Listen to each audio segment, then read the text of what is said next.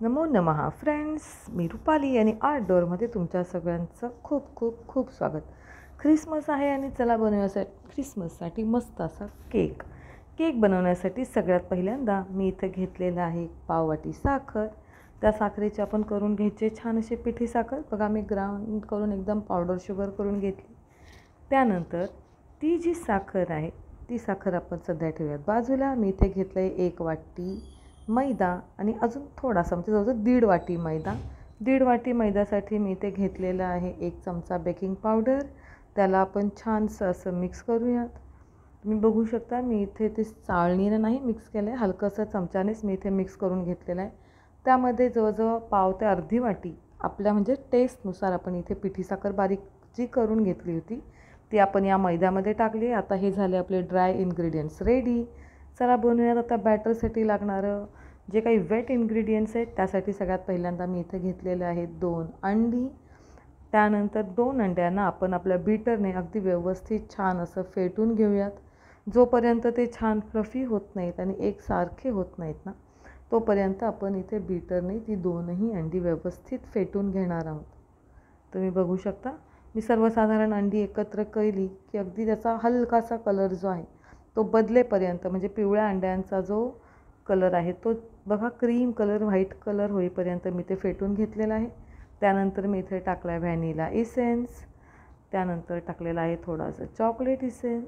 Vanilla essence आणि chocolate essence हे दोन्ही मी इथे हलके हलके टाकलेत. त्यानंतर मी इथे टाकलेलं आहे 1/2 वाटी तेल. कुठलंही रिफाईंड ऑइल तुम्ही वापरू शकता. त्यानंतर हळूहळू करून आपल्याला जे आपले ड्राय इन्ग्रेडियंट्स आहेत ना मैद्याचे ते आपल्याला 1 बाय 1 हळूहळू थोडे थोडे या अंड्याच्या मिश्रणामध्ये एकत्र करायचे. आणि अगदी गरज वाटली तर आपल्याला थोडंसं इथं पाण्याचा हात लावायचा आहे. पण शक्यतो जे हे जे सामान आहे त्यामध्ये लागत नाही.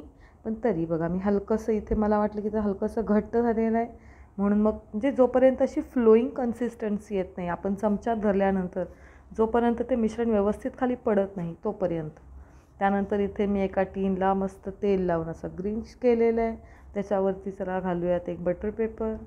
त्या पेपरला पण मी इथे वरती व्यवस्थित तेलाने ग्रीस केलेलं आहे. आणि सगळ्या बाजूने व्यवस्थित असं आपलं जे भांडं आहे जे केकचा टीन आहे मी इथे स्टीलचा चपातीचा आपला जो नेहमीचा डबा असतो मी तोच वापरला आहे. बघा इथे मी मध्यामध्ये बरोबर 1 वाटी घेतलेली जेणेकरून आपल्याला जो केक आहे ना त्या केकच्या मध्ये जो गोल होणार आहे त्या गोलमध्ये आपण ख्रिसमससाठी थोडंसं डेकोरेशन थोडीशी क्रिएटिव्हिटी करणार आहोत. म्हणून ती जागा आपल्याला केकमध्ये रिकामी ठेवायची. अगदी त्याच अंदाजाने मी इथे 1 वाटी बाजूला ठेवून केकचं जे आपलं बॅटर आहे ते आपलं बॅटर व्यवस्थित मी सगळ्या बाजूने कव्हर केलेलं आहे. तुम्ही बघू शकता ती वाटी बरोबर एका बाजूला घेतलेली ती बरोबर मध्ये नाही घ्यायची, हलकीशी बाजूला घ्यायची. ती पूर्ण कडेला घेतली तर केकची कडेची बाजू तुटू शकते. त्यामुळे अगदीच काठाला न घेता हलकीशी काठाच्या बाजूने आपण थोडासा केकचं बॅटर त्याच्या मागे पसरवून अगदी व्यवस्थित अशी एका वाटीची बाजू राहील इतपत आपण केकचं बॅटर पसरवून घेणार आहे. त्यानंतर हे बघा ही जी आहे ज्या पद्धतीने आपला केक जो फुलून वरती येतो ना त्यावेळेस ही वाटी हलू नये म्हणून मी त्याच्यामध्ये वजन असावं म्हणून हलकीशी डाळ ठेवलेली. आणि आता बघा 10 मिनटानंतर माझा जो केक आहे तो नॉर्मल भांड्यामध्ये तुम्ही बघू शकता किती मस्त आणि व्यवस्थित फुलला आहे. ती वाटी पण आपल्याला सोडवून घ्यायची. तर आपण ज्या पद्धतीने हळूहळू तेलाला ग्रीस केलं होतं त्या पद्धतीने वाटी आणि आपला केक जो आहे तो आपल्याला अनमोल्ड करायचा आहे. बघा आपला केक अगदी मस्त असा अनमोल्ड झालेला आहे. वाटी पण मी मधून जी आहे ती सुरीने व्यवस्थित सोडवून घेतलेली आहे. आता ह्या केकला आपल्याला बेस द्यायचा असल्यामुळे मी त्याची मोठी बाजू कट केलेली आहे. आता जी कट केलेली उरलेली बाजू आहे ना तुम्ही बघू शकता त्या बाजूमधून आपल्याला बनवायच्या आहेत काही डायग्रॅम किंवा काही त्याच्यामध्ये जे आपण त्या मधल्या सर्कलमध्ये व्यवस्थित डेकोर करू शकू अशा काही आकृती. तर त्यासाठी सगळ्यात पहिल्यांदा तुम्ही बघू शकता मी केकचा जो खालचा बेसचा जो भाग आहे ब्राऊन कलरचा मी तो घेतलेला आहे. कारण त्याचा मला बनवायचा आहे छोटासा एक डोंगराळ भाग किंवा हलकासा डोंगर किंवा जमिनीसारखा भाग मला त्याच्यातून काढायचा होता म्हणून मग मी तो ब्राऊन रंगाचा बनवला. उरलेल्या भागातून आपल्याला बनवायचे आहे एक ह्युमन फिगर. म्हणजे साधारण आपण असं दाखवू शकतो की ख्रिसमस आहे, नाताळ आहे आणि त्याच्या भोवती तो जो माणूस आहे तो बर्फाच्या डोंगरावरती उभा आहे.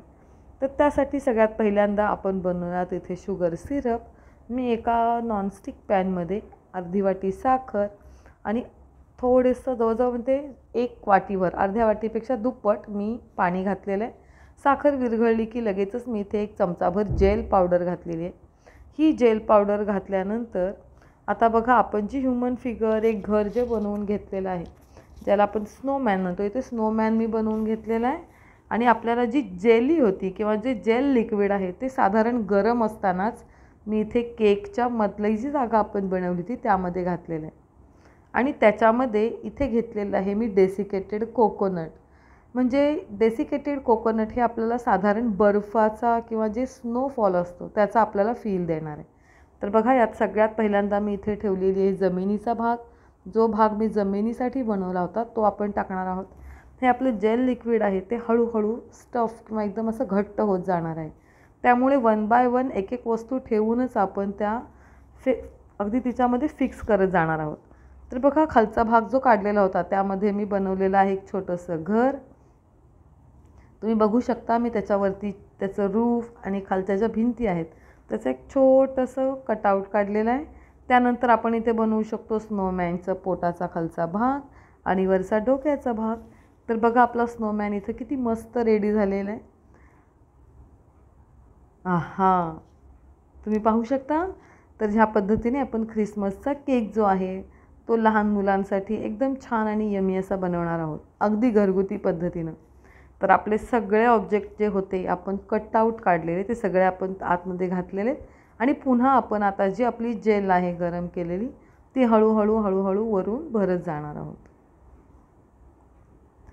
अगदी ही जी जेल आहे ही एकदा गार झाल्यानंतर पुन्हा ती चिकटू नये म्हणून आपण त्याच्याखाली बटर पेपर घातलेला आहे. बटर पेपर घालूनच मग आपण केक त्याच्यावरती ठेवणार आहोत आणि त्यानंतरच आपण वरून जेल जी आहे ती जेल सोडणार आहोत. त्यानंतर मधून मी पुन्हा इथे डेसिकेटेड कोकोनट टाकत चाले, जेणेकरून आपल्याला जो स्नोफॉलचा फिलिंग द्यायचा आहे तो स्नोफॉलचा फिलिंग इथे आपण देऊ शकतो. तर तुम्ही बघू शकता, इथे जो आपला स्नोमॅन आहे आणि छोटंसं घर आहे तो केकमध्ये किती सुंदर दिसतं आहे.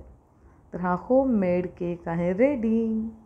फ्रीजमध्ये ठेवून तो खाल्ला की ती जी जेल आहे ती लहान मुलांना एकदम टेस्टी आणि यमी लागते. Happy Christmas, enjoy.